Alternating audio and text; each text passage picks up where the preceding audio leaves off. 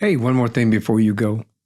Alcoholic parents, a fatal motorcycle accident, living with 3 autoimmune diseases, divorce, career change, workplace challenges, and more.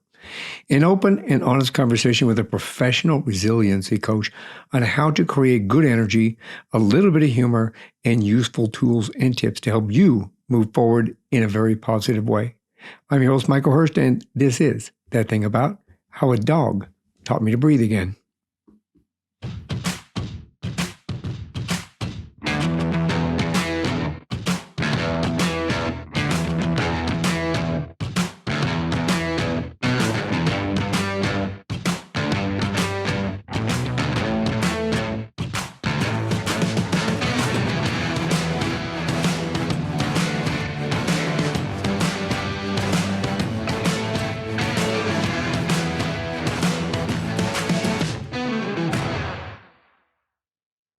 My guest in this episode is Teresa Bitner, who, after the significant loss of her first spouse in 2009, the journey from gut-wrenching grief to boldly living her own life, coaching experiences, led to her to leave the classroom to help others to find their passion and live their true, unique lives. A brilliant way to move your life forward. Teresa had to manage her elderly parents' health as a remote caregiver, where she learned about elder transitions, including independent living, assisted living, in-home care, hospice care, and the eventual death of her mother due to congestive heart failure, and now memory care for her father with dementia. We have a few things in common.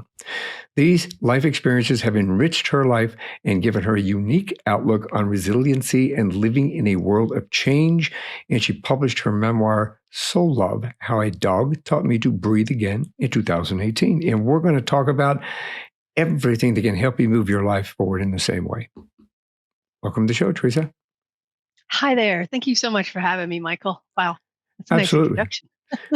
Well, it's a brilliant, wonderful opportunity for people to understand your journey and relate to it, and hopefully move their life forward in a very positive way as well. Yeah. Yes. Hopefully I can share that. I love sharing my message and, providing hope. That's kind of my whole mission in life. When we're hit with a reinvention of our life, as I call it, when circumstances arise and it presents that opportunity for us to reinvent, I think, sometimes it gives us a true life passion and a purpose in life. Yeah. Unfortunately. Certainly. I like to start at the beginning. As all my listeners and viewers know, I think that unfolding your life, I don't know if you ever saw the old show, This Is Your Life. It's way back when. This is kind of like that. So let's talk a little bit about where'd you grow up? Sure. Let's see. So it all started, I was born and raised until I was 12 in New York, upstate New York, about 2 hours outside of New York City. So I thought life was great. I was Little Miss It, and it was a very small town, and we knew everybody. My family had lived there, so it was, I didn't really know that things were not quite harmonious in the household. I really didn't understand that I lived in an alcoholic home until we moved. So that was one of the first changes, is to move from New York, small town, where drinking, cussing, and party hard was kind of the way life was. And we moved to Charlotte, North Carolina. And literally, the neighbor girl who was my age thought the devil moved in. Oh my God, a little debutante chick. It was horrible. Looking back now after teaching middle school kids, it was so tumultuous. I didn't fit in. Nobody liked me. I didn't know what to do. It was different. It was a huge school compared to my small school. So I became what I call a turbulent teen / rebel without a clue. And just, and it was a tough move for my family because not everybody was party all the time. So my mom had stopped drinking and my dad was still drinking, and he wasn't happy in his job. So I became an outlet for some of the physical and lots of verbal abuse. So that was something that started. I didn't realize until I got much older that that's kind of where the core of my resiliency came from, is knowing how to live in that type of life. You never know what's going to happen. So that's the early years. And go ahead. No, I say it's interesting because I grew up in an alcoholic environment as well. Both my parents were alcoholics. My father was it killed him actually. He died at the age of 39, and he had esophageal cancer, but he also had cirrhosis of the liver and very heavy drinker. Wasn't abusive from that perspective, but I empathize with you. I understand that environment. It creates, when you grow up in it, you think that's normal until you look in from the outside and you kind of go, wait a minute, that really wasn't as normal as it should have been. Yeah. Yeah. No, and it was normal for me until I actually, then we were in North Carolina. I went to middle school, high school, and was in college there. And that's where I met my first husband, Chris. Um, I studied computer science, and he was studying business, and I got a minor in business. And we had all the same classes. And I was like, told my buddy, like, I'm marrying that dude. He's the first good looking, not too nerdy dude to walk in the class. We had a big laugh about it. Yeah, not too nerdy, not, there was all kinds of other interesting people in the class, but he came in with his leather jacket, sunglasses looking like Tom Cruise, but not really. So Tom Cruise, Dirty Dancing. Are you kidding me? I forgot the guy from Dirty Dancing. Patrick Swayze. Yes. Patrick Swayze with his leather jacket and his sunglasses, and yeah. Yeah. So, it was a perfect timing. So we ended up graduating. We dated and then decided we'd get married. And I ended up graduating with a computer science degree. And I don't recommend this to anybody. We decided for the simplicity of family that we would have a graduation on Saturday, get married on Sunday, and then move to Austin, Texas, where I reside now. So starting a high-tech job in the same weekend. Wouldn't recommend that for anybody. So there was another big change. Like, let's do all of life's events in a weekend and then move. And 6 months later, we're like, what the heck is going on? 2 young kids got married. So, fast forward, we did the high tech thing and living the dream, so to speak, had 2 boys. And it was in the 2000s. And I had graduated from being a software developer, promoted to being a manager, to then a project manager, program manager, and executive project manager. And it was killing me. My doctor said, hey, you're not having a heart attack, sweetie. If you keep going at this pace, you won't survive it. So there was that. And my late husband, Chris, was also climbing the ladder because that's what we do, right? And I remember vividly, there was some epiphany moments of, one, my oldest son told me, Mom, that's stupid, when I told him how cool it was. I could wear 2 headsets and have a conference call going on my computer. I could do 3 calls at the same time because I was triple booked. And out of the mouth of Abe's was like, Mom, that's stupid. And he walked out of the house. And I was like, oh, that really is stupid. So between that and then getting sick multiple times with pneumonia and telling the doctor, just give me drugs, he's like, you need to stop traveling and doing this. I decided I would leave corporate life versus getting a promotion.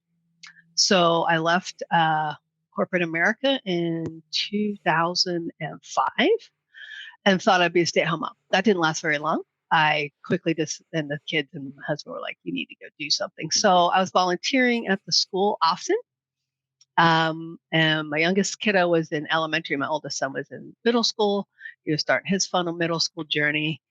So I then decided, I could substitute teach. That would be fun. No, don't do elementary. I did not like what I call the booger pickers and the pukers. And I'm glad you said that. I would have, yeah. I thought I wanted to do elementary. Those kids are hard. God bless those teachers, especially kindergarten teachers. Wow. So I did substituting, and finally some of the teachers at my son's middle school was like, oh my gosh, why don't you just go get certified, get an alternative certification, become a middle school teacher? I'm like, huh. So I did. I went and got middle school science certified and decided that's what I would do.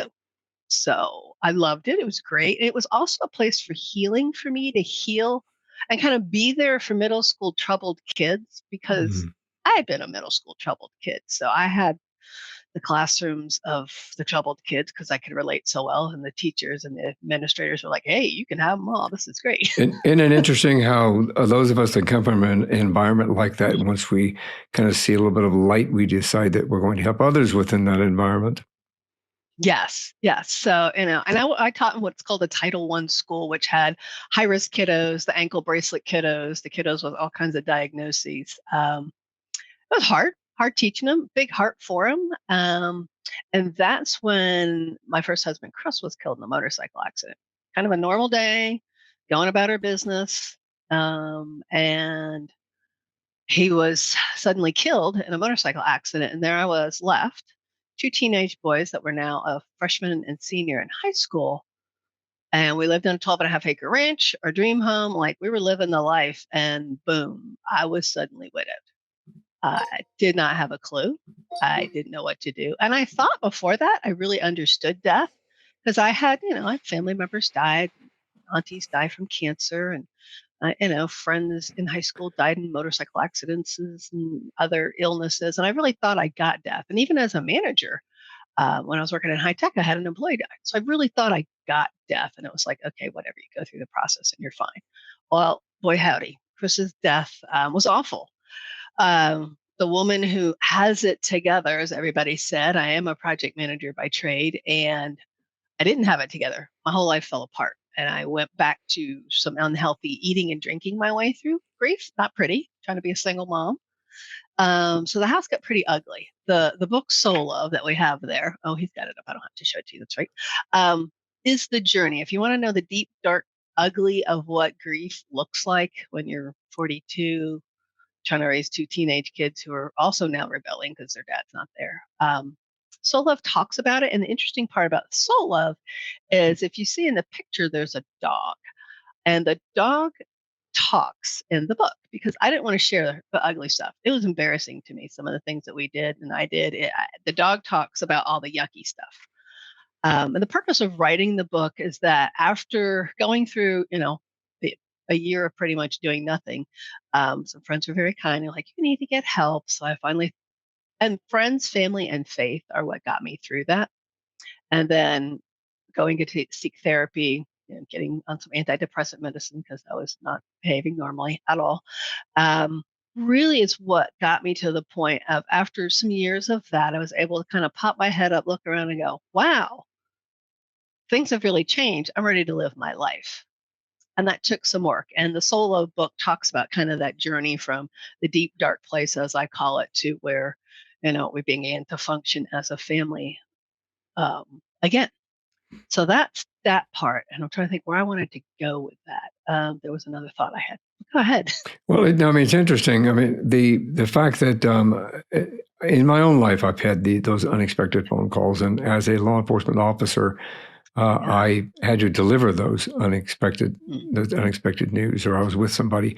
The whole reason for one more thing before you go was started because I had been the last person that was with somebody that took their last breath, and that was used to say, "Can you please tell somebody something?" My wife, my husband, my kid, Mm, and my children, and so forth. So, it's gut wrenching, as we said in the beginning in your intro, and what you say on your website and in your book.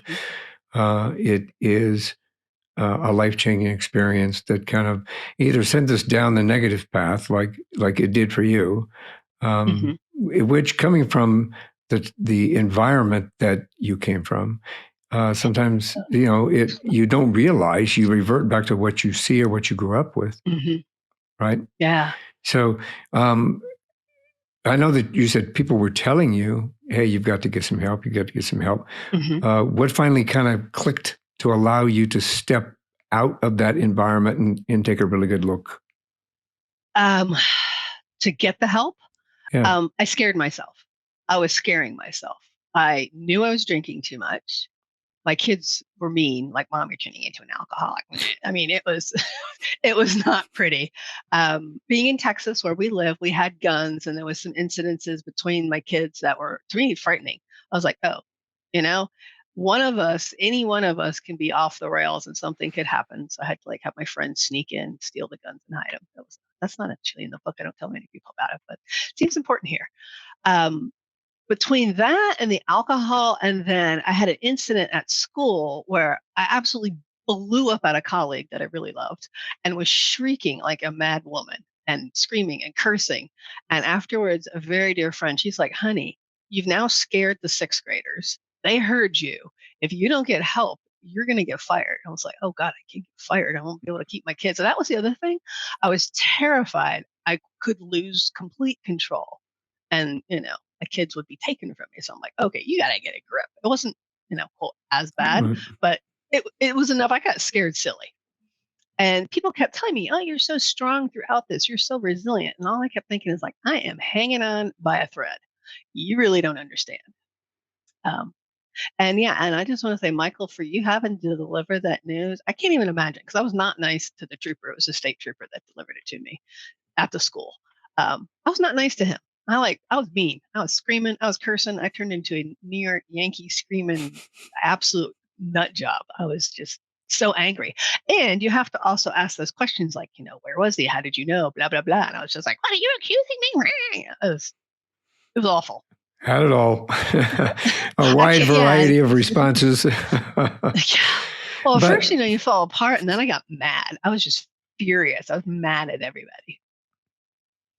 yeah, I understand that from both a personal perspective as well as a professional perspective. Yeah. It's and you understand it. I mean, it's especially when you deliver. Fortunately and unfortunately, because obviously, I'm a very compassionate, empathetic individual. So when I deliver those messages, it hurt me as much to tell them as Mm. not as much as it was for them to hear it, but each one of them still it was emotional to me because it was personal and especially if I had to deliver a message to somebody that had said please tell somebody something and it to this Mm. day I still remember those and to this day it still affects me the and both in a positive and negative way both Sure. positive because I was able to negative because it's still here it still sticks with me um you know it's perfectly normal for people to go through the process. I know that everybody talks about that 5-step process, but in reality,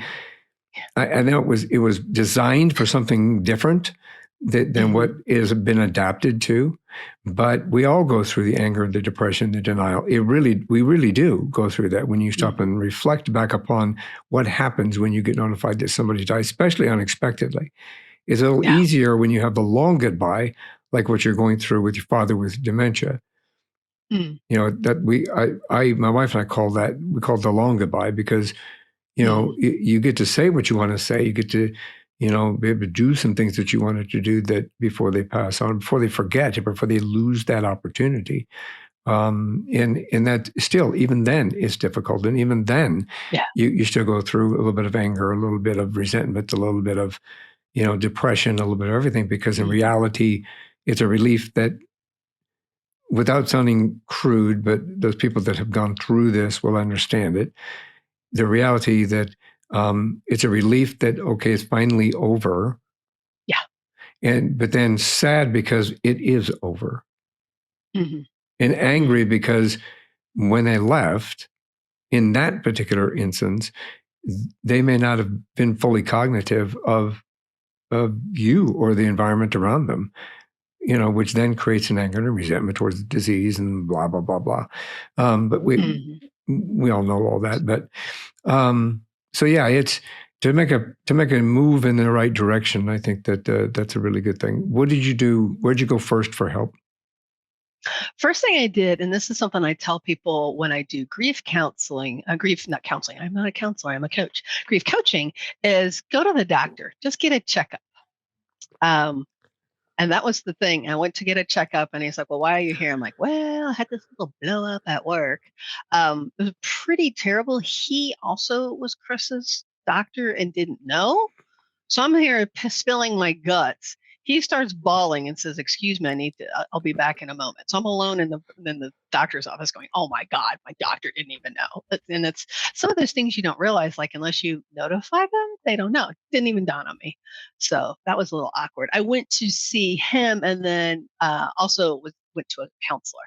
The school district I worked in, I cannot say enough great about them. They actually had they hired a grief counselor because at that time, unfortunately, there was like 3 or 4 sets of kiddos that had lost their parents in the same school year. So they hired a grief counselor, and she ended up becoming my counselor as well. And she was amazing. So that's the two things to get help from. And then that rolls into the story of me starting my coaching business, because I taught for a few more years. My goal after getting help was also to start setting goals again for myself. I'm a big goal setter, and that's one of the things to becoming resilient is having a goal. The first goal was survive. Second goal was get first kiddo graduated from high school, and then the next goal was to get second kiddo graduated from high school. And when I started, and then I decided to go back to school to get a master's, because I always wanted to get a master's. Plus, I was like, what am I going to do on these lonely nights? I don't need to keep drinking and eating, so we'll go to school. And through that process, I ended up hiring myself a life coach, and I learned about what coaching was. And I'm like, holy cow, I've always wanted to start a business. When I left high tech, I thought I would. This is so cool. So I was in the middle of getting my master's, and I started dating. I am married again, happily. It's been awesome. Our blended families are great. And I started thinking about, what do I really want to do? And I really, really, really wanted to help others, because so many people kept telling me, you're so strong, you're so resilient.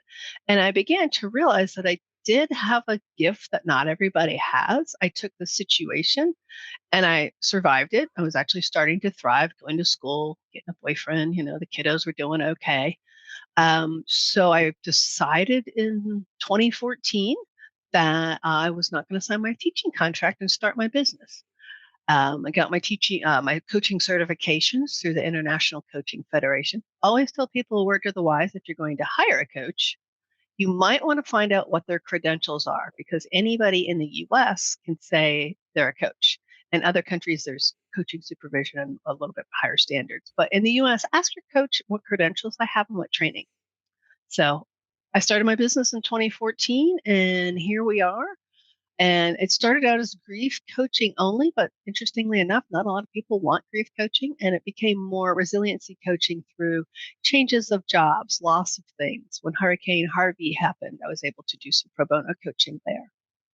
So that's kind of where we are now. And unfortunately, the pandemic has helped my business while it's cratered others. So there's lots of folks out there that are kind of lost and wondering what's up and how to be resilient in their life. And yeah, that's kind of where we're at today, is helping others with that.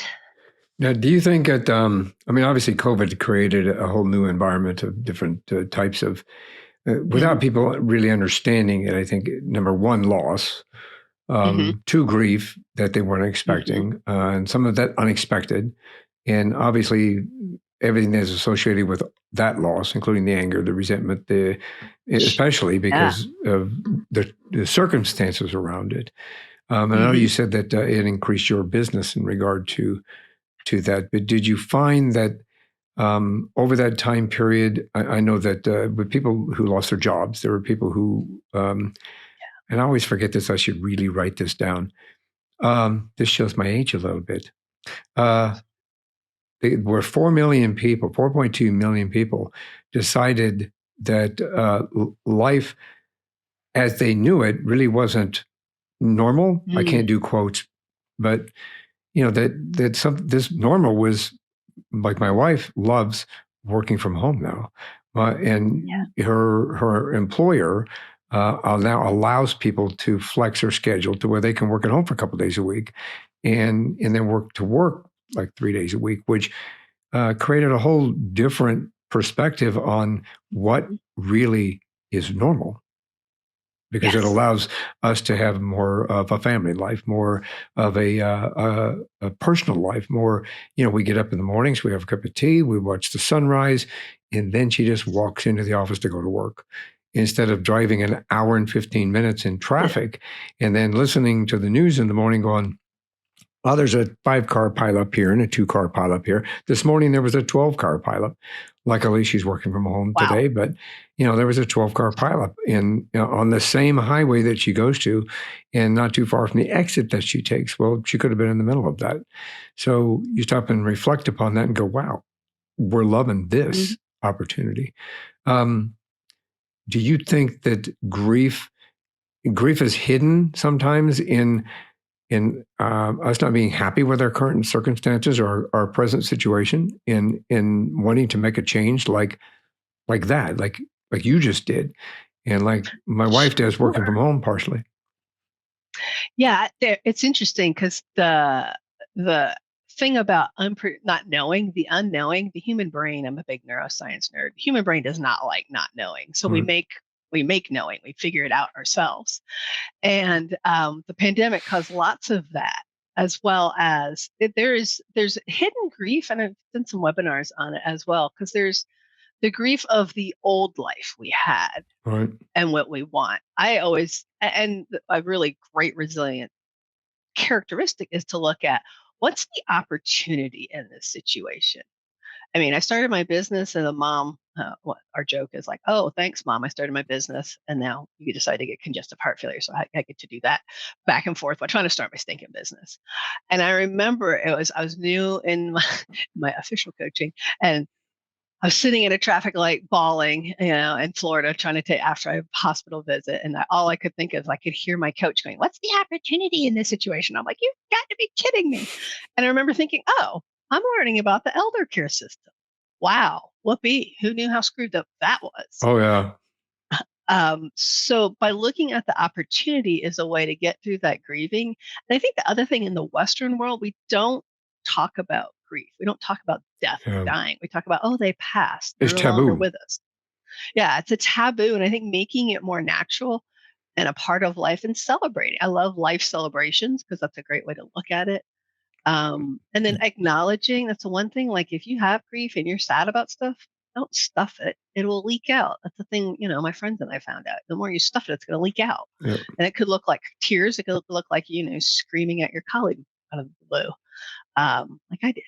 So, So allowing our emotions and taking time to feel them in a healthy way. I right. channeled my anger since we lived on a ranch, chopping down trees. That's what I ended up channeling it to. Physical therapy, like that was the best thing. I could go out there and just lay waste on a tree, and my kids would be like, "Ooh, mom, you right? I, Fine." I heard a rumor there was like 30 or 40 acres of trees just wiped out. So No, that was me. that was you.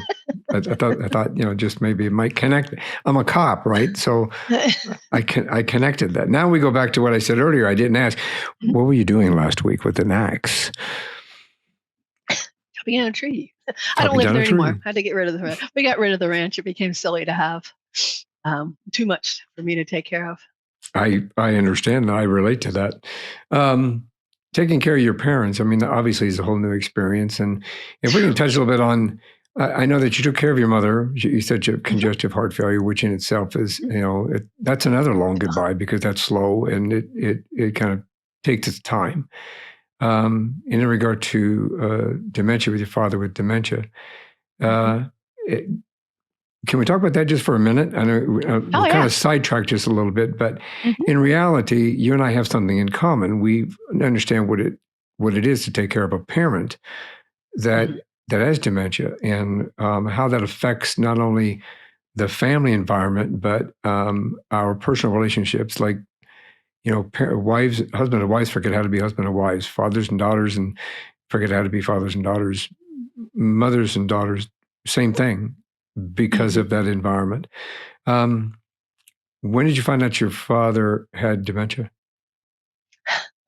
Oh gosh, I'm writing another book about it. It's called Elder Care Nightmare: Mission of Love, because I was going back, so nobody lived in Florida where my parents were, so it was me or my sister going back and forth about once a month to check on mom and dad, and it's clear as day. The book begins this way because we had gone because we're like, things don't seem quite right with mom and dad. We're hearing stuff. It's not making sense. But in an alcoholic family, there's lots of denial and not truth.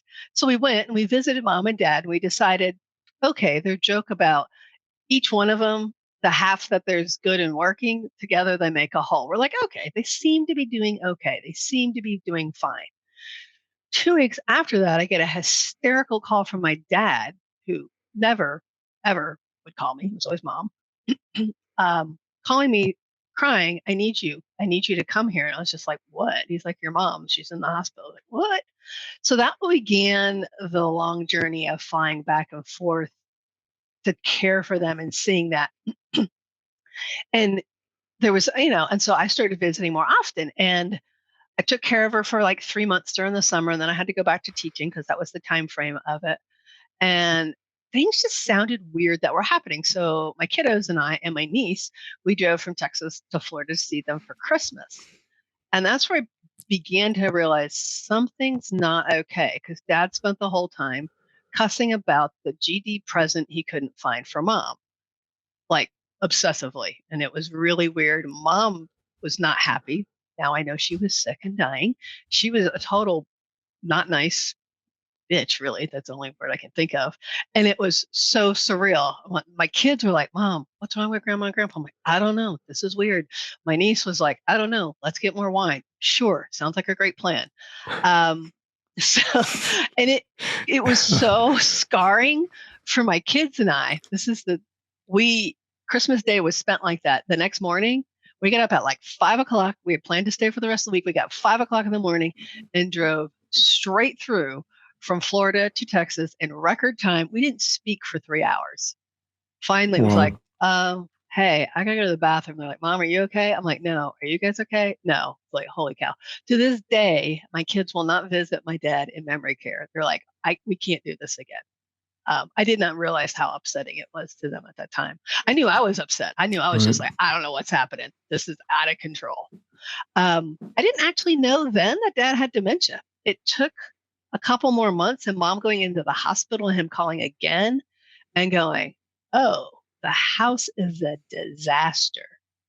This mom would know piles of stuff, clothes not clean. Like, this is so not mom and dad. And then dad going, I need help paying the bills. I'm like, whoa, dad can't even log into a computer. He worked at IBM as a computer guy, like from day one. And to see that and to see how confused he was and like, I need your help. And I'm like, Dad, how do you need my help? Like, what, you never asked for help. So that was the beginning. And I started taking pictures and I shared it with my sister, who was a geriatric nurse. And she's like, things are not good. I'm like, okay, no more denial. And I finally had to trick him into going to the doctor for a physical so he could take care of mom. That was my trick. And we got it diagnosed. From that perspective, yeah, that's how we first kind of noticed a little bit about my wife's father, was that in itself, he was asking for help he hadn't paid the house taxes and he didn't understand, but he did pay the electric bill 47 times. Yeah. We paid our credit cards. We had a nice credit on there. Yeah. And she just, they just let it kept happening. Nobody said anything.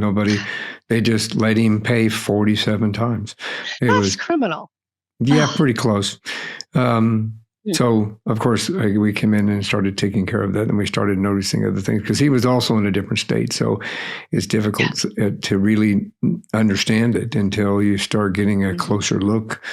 And then when we brought him up here, finally, we figured out exactly what was going on. We thought it was his Parkinson's because he'd been diagnosed with that, but it turned out he was misdiagnosed with Parkinson's. And actually, because of the Lewy body dementia, had Parkinsonism. My wife would be proud. I have a hard time saying that one. You did good. I said it perfect. So yeah, that journey, I'm sure, it compounds upon itself again, because that's a long goodbye. And, you don't always get the opportunity to say, you get to say what you want to say, but the opportunity isn't always there to whether or not they understand it. Yeah. And I mean, he's got vascular dementia, so it's a slower one. But when we have the little mini strokes that cause it, it's like chunks go. And now he doesn't know who anybody is. I moved him here. Oh my God, that whole thing was a nightmare. It was an absolute nightmare. It's a good thing. And then, go ahead. I was saying, it's a good thing you're writing that book, because a lot of people don't understand all the intricacies of having to take care of an elderly person, a relative, the legalities and what you need to have done, and what, the powers of attorney, the health powers of attorney, everything that you need, that you really don't have a clue sometimes as to the fact that you need all this in place before you can literally just take care of your parent. Yes. Luckily, I got on the bank accounts early.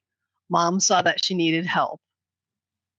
Made her madder than a hornet, but she realized she needed help. So that way I could watch from afar. Right. But yeah, getting the powers of attorney, mom was literally in hospice care because she was in the hospital, then in a rehab for the umpteenth time in her life. not going to really rehab her. We're just going to keep her for a while.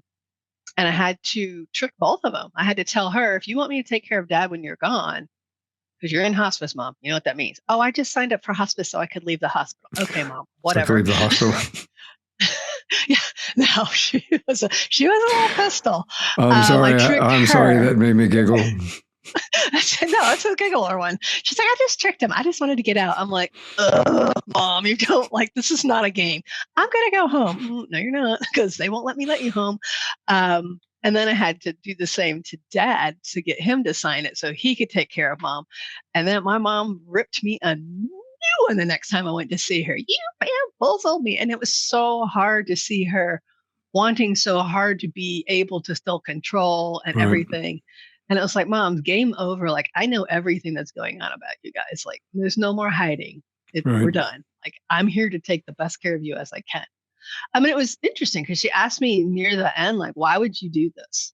We were so horrible to you at times. Like, why are you doing that? And the cool epiphany moment happened. One of the trips home, I came back and I was a wreck, angry, blah, blah, just fuming. And my new husband at that time, Bill, was like, I don't want you going back. Like, you can't do this. This is like emotionally unstable. Like, you come back and you're wrecked. And I was like, okay, I can't. He's like, you don't have to go back and take care of him. I'm like, no, I have to. I have siblings. They're not able to. I'm in the right position.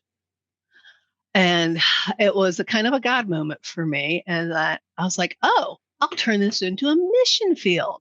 I'm just going to show them love rather than trying to fix things, because you can't fix anything. And as soon as I had that mental shift of like, I'm just going to show them love. And that was what my mom was like. You're being nice to me. You're not yelling at me anymore. I'm like, Mom, I can't yell at you till I'm blue in the face. That never worked. So I'm just going to love on you guys the best that I can. She was so surprised. And that made the hugest difference, because when I looked at it as a mission field, because I took my kiddos on mission trips and I've done mission work, I was like, oh, I can do this. I won't do it perfectly, but I'll do it the best I can. Yeah. And it was, it changed it didn't make it any easier. I mean, there's still days when I get grumpy and angry about it, and why me?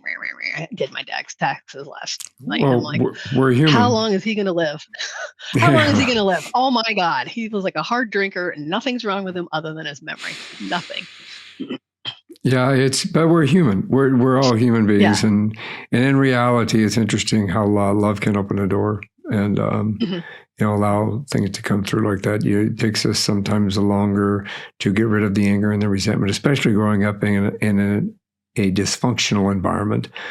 And I say that because, we're having two alcoholic parents trying to raise children is dysfunctional. And, it's something that we as children have grown up with and have learned to either manage it or ensure that does not happen to our children. At such a point, sometimes we go into an extreme. Sometimes we get a nice balance. Sometimes it doesn't always work, but we're still human beings, and love seems to, kind of my in relation. This is your story, but just a quick note. We had the same kind of circumstance with Diane's father. He was a bachelor for 40 years, something like that, after his divorced Diane's mom. And, he was just an angry little man that sat home and drank. And, he was always in control and always wanted everything his way and his way and his way. And that was about it. And it took him a long time to kind of realize that, hey, we're just here to take care of you and, give you, the last 18 months of your life, a very positive thing instead of, you sitting in a facility someplace or, because he desperately did not want to go into a facility. He watched his dad had polio and spent the majority of his life in a facility. And so as a child, he visited those facilities and, it just wasn't, and that was way back, in the 50s, 60s. So it was different. Those facilities were different than today, but, it always stuck in his mind. He's like, I'm not going in one of those places. And, finally, when he relaxed and said, I'm just going to enjoy this, it made life a whole lot easier. Yeah. It still was a challenge trying to catch him walking out the door at 3:00 in the morning, fully dressed if he was going to take a walk. Yes, that was the other. Those were the signs that it was like, okay, I was telling my siblings, because one of my siblings was like, oh, you're making this up. I'm like, no, the neighbor called me. Like, I don't know what I'm going to do in Texas. Dad's outside running around in his underwear trying to find mom. That's not helpful. Like, 911. Like, if they catch him and the cops come, he'll go to a facility and we won't have any choice where he goes. True. So, Yeah. so luckily they had invested well, and he had, from his retirement, he had help, so he's able to be in a nice facility now. Which is cool. Very cool. I'm happy to So hear that. They have great places. They're super expensive though. It's like not everybody can do it, which I think is also criminal. But Yeah, I could go on about that. We could go on about that. That'd be a whole nother show. That would be a whole nother show. That'd be about a 2 or 3 hour show, I think, with everything involved in elder care and regard to all of that. But yeah, it's crazy. Dementia care here in Arizona starts about $9,000 a month. Oh, wow. Ours is $5,000, and that's about the going rate. Not the cheapest, definitely not the most expensive, but yeah. It's ridiculous. Yeah. No, it's like, who has that kind of money? Oh, exactly. It's just ridiculous. Let's get back to you. So had you always wanted to be an author? I mean, I know that you decided to write the book, and within that book, it kind of allowed you to escape and help others and kind of define. And it's done with a dog. So I'm assuming the dog is real. The dog is real. And did I always want to be an author? Funny you should ask that. I had lost all of my creativity. And, I was busy. I was busy being a high-tech executive, being a mom. And I had forgotten that I love to write. I love to talk. I love to write. So I started the book. I didn't know how to start a book. I didn't know anything about writing. I had this great manuscript, and I was in a coaching mastermind. And this wonderful, awesome master coach said, have you taken any classes on writing? And I thought, no. So there's a great thing in Texas called the Texas, the Writers League of Texas. And the Writers League of Texas has courses. So I took some courses and realized I was eating crayons. I did not know how to write. So I took some courses and wrote a better manuscript, found out how to do it, and, decided to self-publish, did it all myself. You don't need to do it alone. That's my motto. You don't need to do it alone. Death, dying, or writing a book. Always better. I had a great writing critique group. So the dog is real. Hans was something we bought. I decided, I think it was the first year. It was the first year after Chris died. I was like, okay, we have had way too much mopey stuff. I've always wanted a Doberman. Your dad didn't. We'll get a Doberman, a big scary dog to scare people off the property if it gets bad. So we searched, I found this dog. We went to pick it up. It was a typical cold, icky, sleety Texas day. And I didn't want to go to a puppy mill, and apparently it was. I was horrified. It was funny, and funny and / scary enough that my older son's like, Mom, do you want me to go to the door with you? I'm packing. I'm like, no, you don't need to go to the door with me packing. I'll get the puppy. It's a puppy, for God's sake. So we brought this little puppy home, and Hans, he was a mess. Oh my gosh. He's so fun. Such a fun puppy, but it was like living with My Little Pony in your house. He thought he was a lap dog. Always thinks he's a lap dog. And he brought laughter to us, was not much of a guard dog. He was pretty scared of everything, but he barked loud. So that was what was helpful. Barking loud is the first step. Oh my God. But he was literally like, if you came up and like said hi to him, he'd probably pee himself and wag his tail all over the place. And it was interesting because he was a strange dog in that he would intently stare at you with his brown eyes. And that's where I decided he's a therapy dog, because he was like my therapy dog. I talked to him and I cried to him on the couch. And a lot of the book is about the conversations Hans and I have, and the conversation he has about being worried, like, ooh, I don't know what Mom's doing. She smells funny. That's me drinking. She's acting funny. Oh, she's barking at the kids. That's terrifying kind of stuff. Yeah, it's brilliant the way dogs actually. I mean, I believe that when they look into your eyes, they really see your soul, and they know what's going on. We have a little Shih Tzu. It's not as big as a Doberman. My favorite is a German Shepherd. My wife still won't let me get one yet. I say yet, knock on wood, yet. If you're listening to this episode, dear, let him get the dog. Yeah, you heard that right? our Shih Tzu, Charlie, he knows when something's wrong, and somebody's upset, when somebody's sad, when somebody hurts themselves, he comes running. It just he's always there, and like he knows. And Mhm. I think that writing that book from that perspective is a brilliant idea, because so many of us can relate to our animals, and Yeah. part of the family. They're our fur babies, Mhm. and they're part of the family, not just an object. They're part of our family. Yeah. Yeah, and it was interesting because we lived on a ranch, so we didn't have ranch animals. We had dogs. I had two other dogs at the time. Actually, one other dog, and then my son's like, "Hey, you need this other dog." No, I didn't, but we got another dog. So we had three dogs, and then we had three or four cats at the time. So lots of animals, but Hans was more. I mean, all the animals could tune into the emotion, but Hans was like super respect, super receptive to it, and super intuitive. A little spotty old gal. She's gone. She was pretty intuitive, but once I brought Hans in, she was like, I don't even want to talk to you anymore. And the cats were like, really, mom? We're out. The cat. Yeah, we had cats for 18 years before they passed, and we're giving it a little break before we're going to bring another one in. But because they actually all passed within a matter of a couple of months from within each other. I think because they'd been so Oh, long wow. together that they kind of went, That's right. I don't want to be here any longer, and that's kind of a thing. But yeah, cats are a unique personality. We'll just call it that. Unique personality. Yes. How long did it take you to write the book? Oh my goodness. It took me forever. Oh. So I started writing the book in bits and pieces in 2014, but I'd write it and become too much. I'd put it down. I'd write it, it'd become too much. I'd put it down. But it was like God and or other people are like, Teresa, when's that book coming out? Well, you got to tell your story. You got to tell your story. I'm just like, I don't want to tell my story. Because it's hard to write. It was therapeutic, but it was horribly hard. It was very emotional to write. And then um, I decided once I started going to the Writers League of Texas, I joined a writing critique group. And with a writing critique group, you have to turn in paper. You have to turn in your writing like every other week. So I was like, well, crap, I guess I'm Homework. writing the book. I guess I'm writing the book.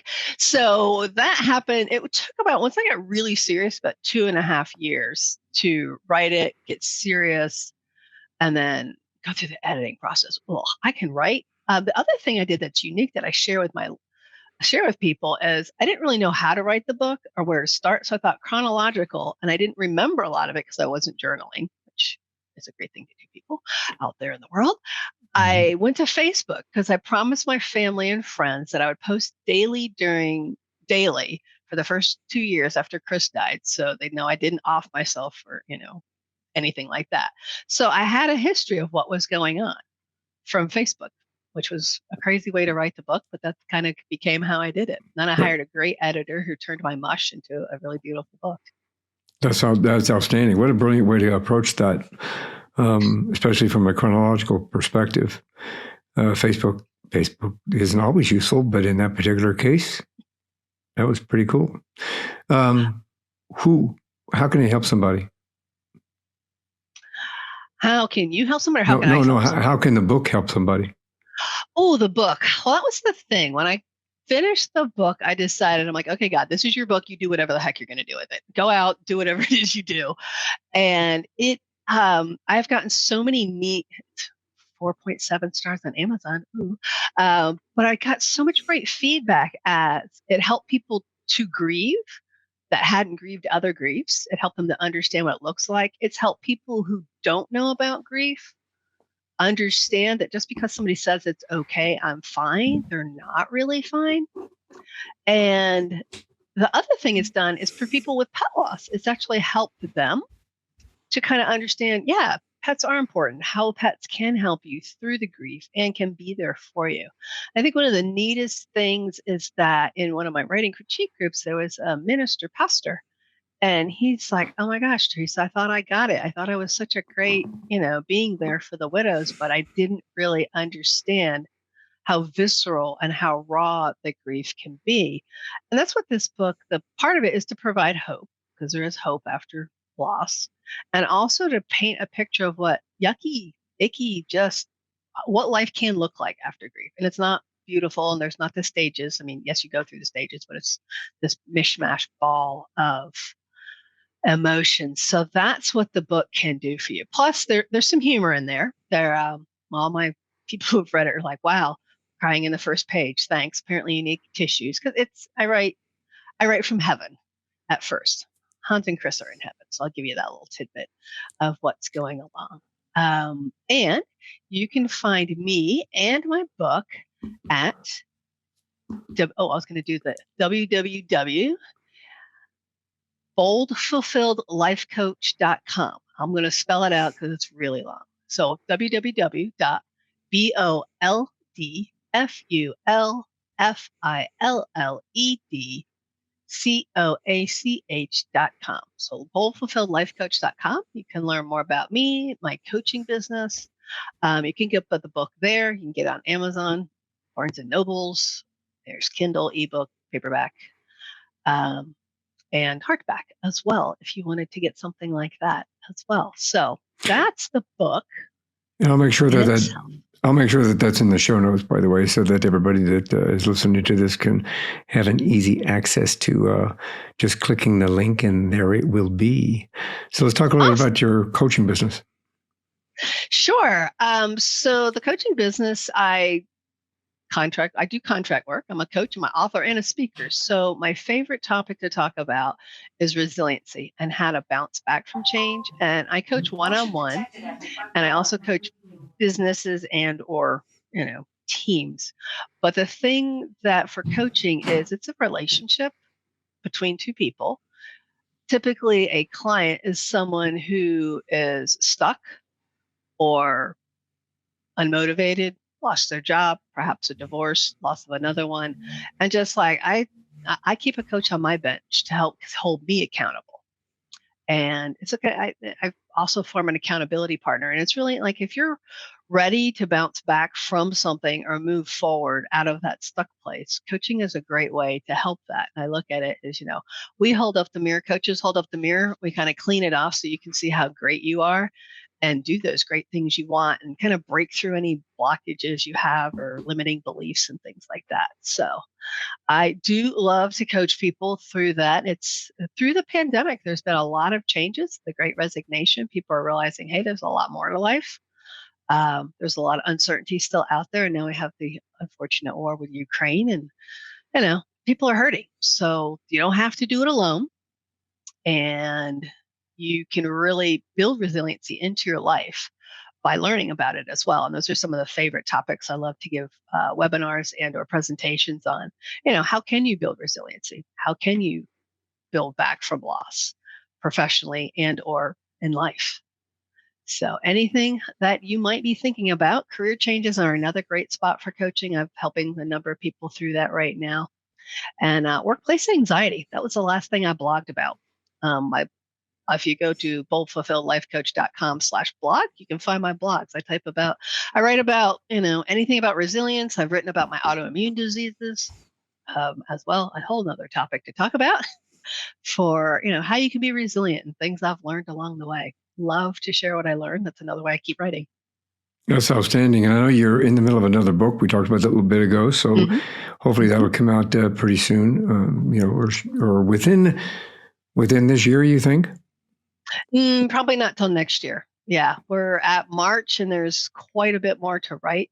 I am writing, a chapter-ish a month. So plus, because I've got a pretty full coaching business. So this works. The writing's a little slower than I like, but it's coming. It's coming faster than it has. And it's like, okay, I got to write that one because apparently an autoimmune disease book is coming next. So I don't know. We'll have to talk about that one when you get it out as well. I've got an autoimmune disease myself, so we could have a very unique conversation. I'll make sure that everything's in the show notes and on the website, awesome. So that dedicated to you, that we can make sure everybody can find you, get in touch with you, and also where to find the book as well as your coaching services. Teresa, this is one more thing before you go. So before we go, do you have any words of wisdom you'd like to share? Words of wisdom. Let's see. Oh my gosh. So one is don't go it alone. Find somebody, a coach, a friend, a pastor, somebody who you can trust, so you don't have to do these things alone. And the other thing is do the best you can and know that's enough. great question to ask yourself is, did I do the best I can, and was it enough? Not perfect. This works. And- Great words of wisdom. Yep. I really appreciate that.